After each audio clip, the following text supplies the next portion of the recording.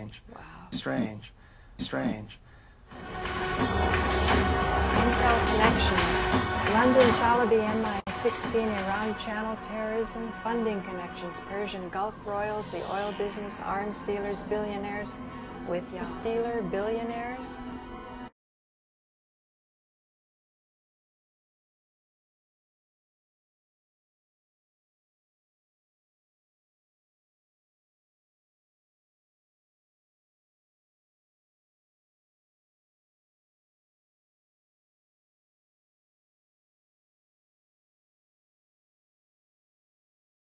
Dealer billionaires with Gulf connections and big yachts. One lost his son like Matt Damon in Syriana, in the Saudi pool. He is Syriana. He lives in London. He works for the Saudis. He is close to the British government and British arms dealers and Bob Baer. Dennis Thatcher, R.S. Lady Thatcher. A CIA guy does. What does he really do? What is human intelligence? And what it is it's a whole series of relationships predicated on long-standing friendships, and I scratch your back, you scratch mine. Heads of terrorist organizations, shady guys. And he can go to them and he can... Heads of terrorist organizations, shady guys. And he can go to them. Tony Blair resists probe of Saudi corruption payments involving billionaire. Both Judith Miller and Robert Baer knew beforehand of 9/11. Both were tied to the London private oil arms network. Which had corrupted Tony Blair? The oil business is the same business. Shady guys. And he can go to them and he can... Persian Gulf royalty on a first-name basis. And billionaires you read about in the paper. Guys from the oil business, the arms business, It's passing information to the Iranians, Leave the CIA. In the late 90s. Leave the CIA. In the late 90s. Because? You know, there was a sort of dust-up involving him in the National Security Council. He was accused of a felony of attempted murder of Saddam Hussein for some actions that took place during a coup in Iraq in either 95 or 96. So actually Chalabi was an agent for him at one point. He accused of a felony of attempted murder of Saddam Hussein for some actions that took place during a coup in Iraq in either 95 or 96. And billionaires you read about in the paper, guys from the oil business, the arms business, Persian Gulf royalty on a first-name basis, and accused of a felony of attempted murder of Saddam Hussein for some actions that took place during a coup in Iraq in either 95 or 96. It's incredibly strange. Try not to have a moral judgment on them. I think they're a fact of life, and they exercise a tremendous amount of power. And I heard stories that would curl your hair. Truly, you'd have curly hair, and it's just interesting, you know, that these men can represent inside one law firm. They can represent Gulf, like Saudi Arabia, and an oil company, and you know, a military contractor, and be the private lawyer of a senator. You know, and it's one nexus point, and it's just an interesting feature to Washington. An interesting feature. I heard a lot of stories about a man, actually, who.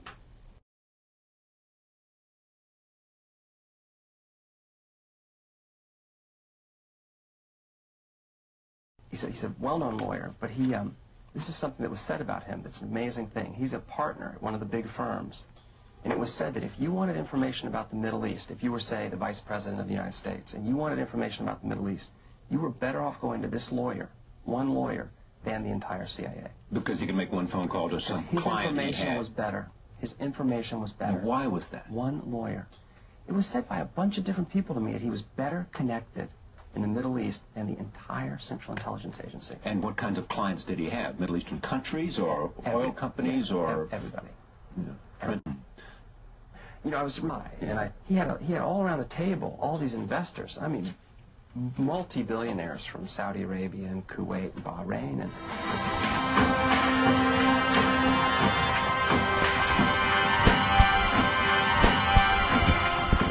Well, there's a unhealthily close relationship between special interest money and policy, let's say, or that...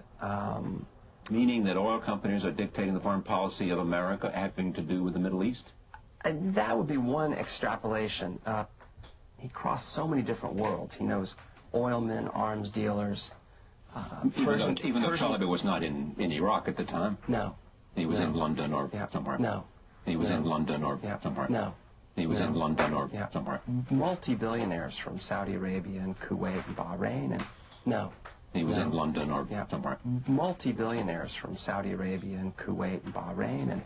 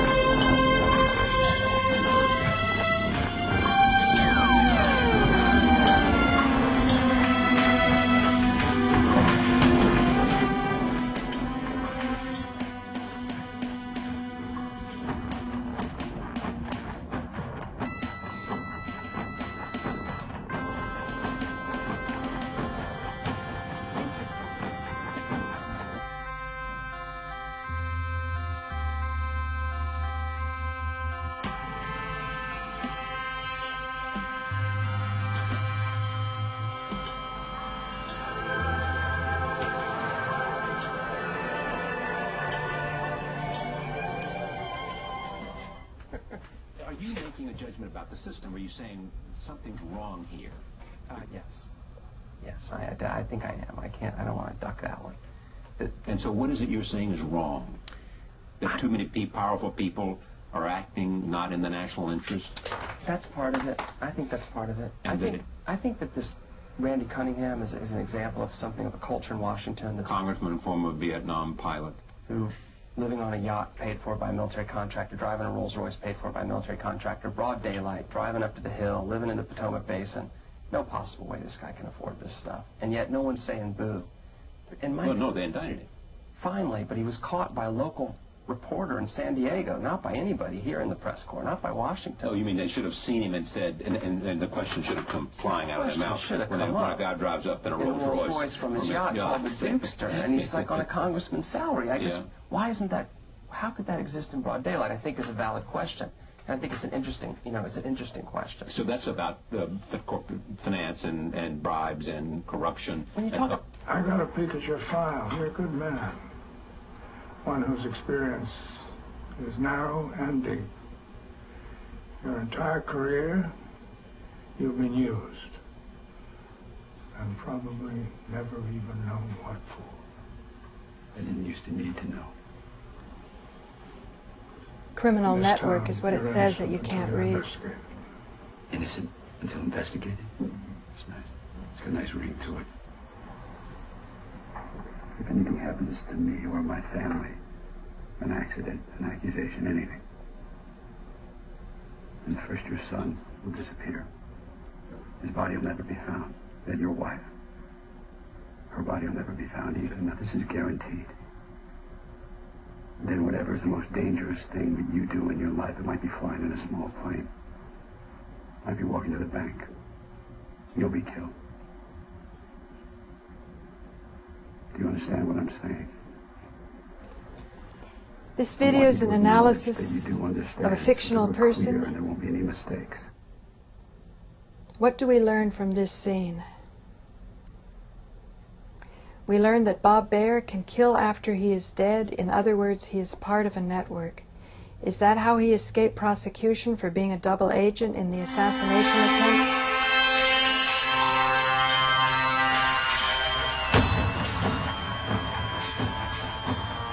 NSC diplomatic effort. Forcing a war that killed thousands of Iraqi children.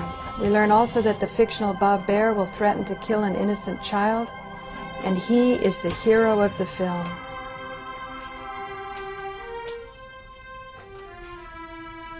He's then part of a satanic criminal network. Film is part of a psychological operation by the syndicate. Is extrapolated from a lot of time spent with Baer in particular. This scene really has the DNA of Bob Baer in it. I mean, for real. He's that tough and that... And it was said to me not simply by watching him and hearing him talk about how he's tough, because he would never talk about it. It was said to me by a lot of people that knew him. And people would say things to me like, Bob's the nicest guy in the world.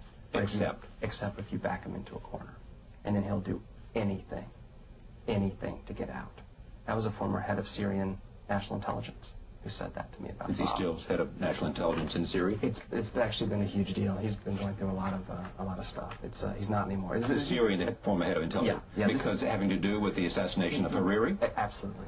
Yeah. It's a very complex situation. I don't know enough to really talk about it, but he's absolutely there. This person has been caught up in it 100%. But Bob, you spend time with Bob, and he talks, little things sort of dribble out of his mouth periodically about small planes and just acts of terror and how easy it is to do this, that, or the other thing, and they're quite specific, and it's very unsettling.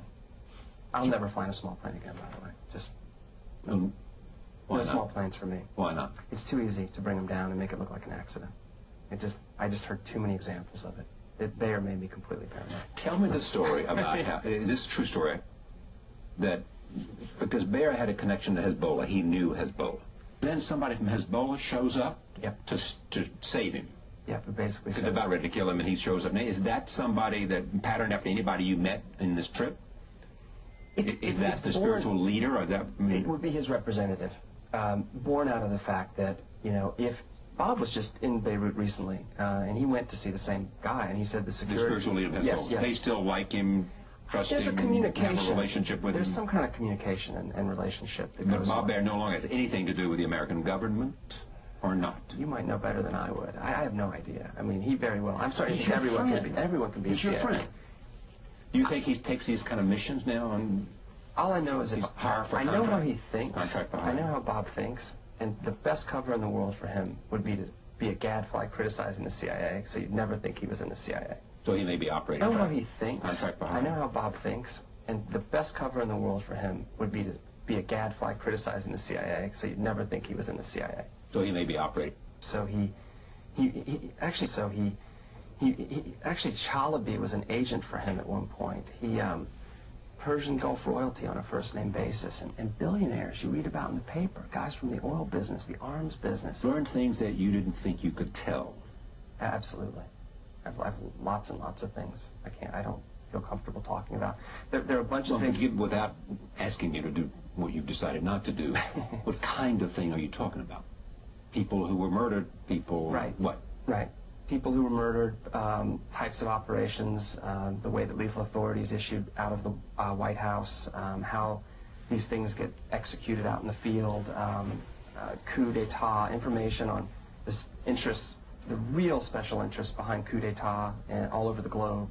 The idea of coup d'etat is an amazing idea, and it goes on. I mean, I sat with a bunch of oil men, very powerful oil men. Coup d'etat meaning overthrow a government. Overthrow a government, and I sat on Fifth Avenue, this 15,000 square foot apartment, just around the corner of Fifth Avenue, one of these brownstones. This guy owns the whole building, an oil man.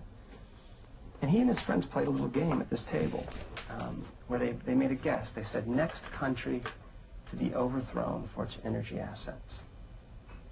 And they all started throwing out Sao Tome, Equatorial Guinea. And the one guy who was having the party, the richest one of them all, he cleared the table and he said, you're all wrong. I can tell you which one it is. It's Nigeria. It's already happening. It costs $50 million. And then, I'm not kidding, not very long after that, there was Chavez and that huge dust-up and all that stuff going on. And with the people in the streets, he had said at this dinner party, he said, well, first question, what's the money for? Well, I buy media. I buy stories, and I buy op-ed pieces, and I buy front-page stories. And then I buy mobs. I pay off mobs to show up in the street on demand. That's what I do. It's verbatim. I sat there. Baer was there with me. I wrote it all down in my notebook. I'm like, are you kidding me? And I just thought maybe these guys are showing off. Maybe they're just being big guys. And then Venezuela goes haywire. I don't know if it's a direct connection, but it was deeply unsettling. You can blend in. This is millions of dollars of training as a master of misinformation, as a master of misinformation. And Abraham had the faith. The United States is a front for foreign special interests. Lost Sarah.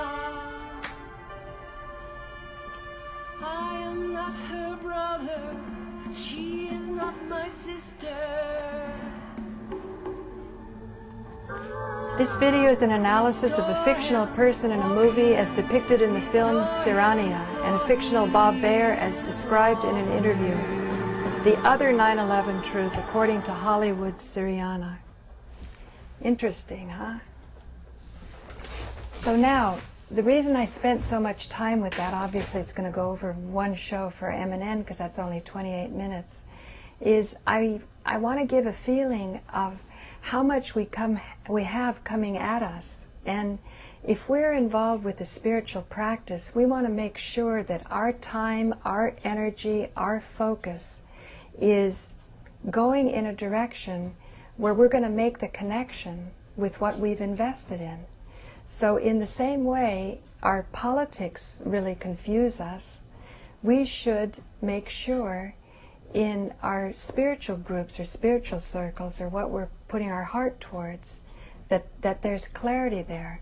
And we should have evidence of this by noticing better personal relationships in our family, more ability to generate abundance, more balance, cheerfulness, happiness in the environment. These are indications that our leaders are leading us correctly. Now you can decide with what I just showed you how you want to believe, but I'm saying not to just throw it aside as something too scary to even consider, because something like Christianity, which is all about the resurrection, in order to do the greater things that Jesus said we do, we have to be bright and alert and be able to be sharp and to kind of see a little bit more than what one would want to see when they want to just enjoy the benefits of being a Christian and saying, Jesus loves me, this I know because the Bible told me so. And if we say, well, that's Christianity, and we never really exerted ourselves beyond a second grade Sunday school lesson, well, of course it's not going to do that much. And then people like Joe Friendly is going to say that Christianity is just Judaism for dummies. But I was showing you that roll-in before about what I got at the New York Public Library to say that there is a deep, deep wisdom in our spiritual traditions, but they can't be unlocked unless we're bright and alert, unless we're balanced, unless we have harmony with our families and freedom to think and freedom to share. And the freedom that we use when we're using our free thinking and when we're sharing in the most transparent way that we can and encouraging others to do the same, even if they have a problem with us. Like I put on makeup for this show because somebody was griping that I don't wear makeup. And so, you know, Webster Tarpley used to say that I care too much about the little comments, but I always see everything as an indicator of something that I can take a look at. So if we use this freedom, that will be the way that we'll ensure that we have freedom. If we find ourselves in a group where we're only allowed to think one thing and not the other, or we find ourselves sort of addictively going down a certain path where we want the same old hits, the same old humor, we're not growing, and the peace is really going to be secured in the growth. So this is paulagloria, and this has been an episode of Farther Down a Rather Long Rabbit Hole, and I've mixed a lot of metaphors here. I'm going to post it, and I thank one of my viewers for having turned me on to this. I hate to say it, I'm not much of a movie buff, so I never even saw that movie, Siriana, but I'm certainly aware that in the 9/11 We Are Change group, led by Alex Jones, I didn't like things that he was saying about the Bohemian Grove, because I myself had been involved with the Paul Lowe workshops. He was sort of, you know, at one time considered the protege of Osho. After I had sort of wanted to decondition myself from my transcendental meditation celibacy background, I decided a good dose of the teachings from the sex guru would be in order. And I could see how somebody with a camera and snapshots would go around and say that I was some Illuminati or decadent just because I was at a clothing optional workshop. So I wasn't satisfied when Alex Jones talks about the Satanica Church or what's anti-Christian, because first before you talk about what's anti-Christian, have you really commanded and understood what Christianity is, and do you know what it means when Jesus said that he came not to change the covenant but to fulfill it? Do you even understand what a covenant is? Everyone runs around and says, rights, rights, human rights. You know, I have to have these rights. Well, says who? Who gave you the rights? How did you earn the rights? How did you ensure it? This is why Abraham went up to the mountain in the most heartbroken state you could possibly imagine, that he wanted that divine connection so much, he was willing to sacrifice his son.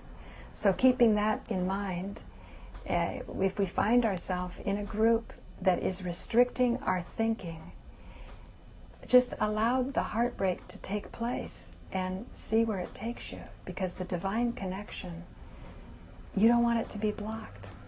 And in order to make that connection, you need to exercise freedom. You need to demand it for yourself. And you certainly should be ready to give it to others when the time comes that they ask for that freedom. So again, thank you. This is paulagloria, and this is an episode of Farther Down the Rabbit Hole.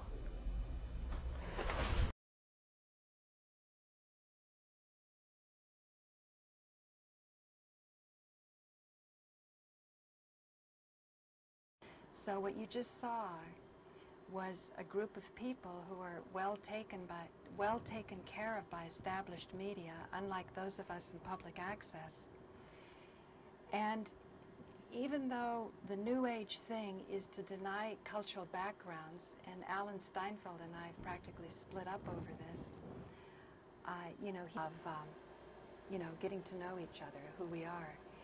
And boy, would I love to go more deeply into this. Even Nico Haupt's t-shirt, talk about Catherine the Great. How many of you viewers out there know some of Catherine the Great's tendencies or tastes? But you know, upon further reflection, how much of that is some kind of COINTEL operation that wanted to bring Catherine the Great down, so they said that, you know, she could only have sex with bulls. And God, maybe I remembered hearing, but it might not be right, that the scaffolding broke, and that was the demise of Catherine the Great. But in any case, look at the two people on those three videos who actually went and did the dastardly deed. They were Jewish. And so to me that means that somewhere running within them is some heartbreak that's so enormous that they would go to such extremes that they would do something like that. Something that I know Jennifer wouldn't do, and I could see Robin, the partner of Howard Stern, she's in her airtight compartment behind there, totally protected, and I don't blame her for claiming her space. I often feel that African Americans are like fallen royalty, because, you know, whenever Jennifer stays at my place, I'm the one that does the washing and the cooking. I mean, because, and I'm not saying this begrudgingly, I push people around me to the limit, so I want to take care of them. And when they come and stay with me and I bring in this huge high energy with these extraordinary ideas, I feel it's my responsibility to keep people as comfortable as possible under the circumstances. I have shown to you over the past few weeks, some people have been my guests, and at least one of them, if not more, are homeless, and they are huge contributors to society. And I hope to find more people so that I can tell you at that time, look at what this person is contributing, and look at our institutions, how we're taking care or not taking care of them. So if, you know, you could see the Italian guy there, the big fat guy that's the construction worker, you know, he was very upset. The young, beautiful Jewish writer, she is just racking her brains to come up with something that will be catchy. On one of my YouTube comments, it referred to the Howard Stern group as gangsters. And I'm wondering if that has something to do with the investments that people have made, the stock that they've bought in this. And having been there where people have mistrusted, you know, what I got them involved with, my heart goes out in that way to those who had the idea to take Howard Stern to the satellite. But let me tell you, the bottom line is we're all in this together, whether we think we can take our media out to a satellite and be protected from the censors. I did hear from people that I trusted that Howard Stern is even better now that he's on Sirius, that He has his own thing. He can be more himself. I've also heard that about 90% of what he does is very banal, but about 5%, I don't know where the extra 5% is very right on. He manages to target a vast audience with ideas that are greater. And I think that's the idea of the chosen people, that they have a responsibility for being chosen. When Abraham made a deal with God, a deal that he needed some collateral for, he was so earnest about it, and what was given to him in return was another deal. And part of it is that if you're the chosen people, you can never grumble that someone is ignorant, because if their ignorance is causing them to do violence, and if you have knowledge indeed, the first aspect of that knowledge is that you have to share it. And the way things have gone, where people only want to be entertained, and even their charity has to be entertaining, it has to feel right, it has to feel warm and fuzzy and wonderful, that means that you're going to need those with courage. And that's what these two Jewish people did, Howard Stern and Sarah Silverman, I think, when they went and they smelled the balls of Richard, who is known to some of my Manhattan Neighborhood Network audience as Rusty. He would do the prank calls. So I think I've just about worn myself out, probably you, so I'll call this a wrap. Even though the tape hasn't run out yet, it's probably pretty soon to running out. And I'll tell you, let's keep the faith with the internet, and oh yes, that's just for variety's sake. I want to make a comment about rabbitholecentral.tv. It's got the unholy up, and Nico Haupt at first was kind of excited about that because he thought it showed the ridiculousness of a lot of the 9/11 truth and the ridiculousness of a lot of sexual exploitation, but he said he'd never watch it more than once. Commando 11 definitely helped me with certain media things, but I think he sort of lost interest. So what I'm going to have to do is learn web skills myself, and I want to do that because I'm the kind of person that follows energy. If I'm awake at 3 o'clock in the morning, I don't fret about being in menopause. I just get up and do something. So I want to have the skill, so in the middle of the night, if I get an inspiration and I wake up, I can change the website. And the reason that the stream isn't going on at 12 noon is because it's not Mac compatible. Don't blame EveryCast when you go to my website.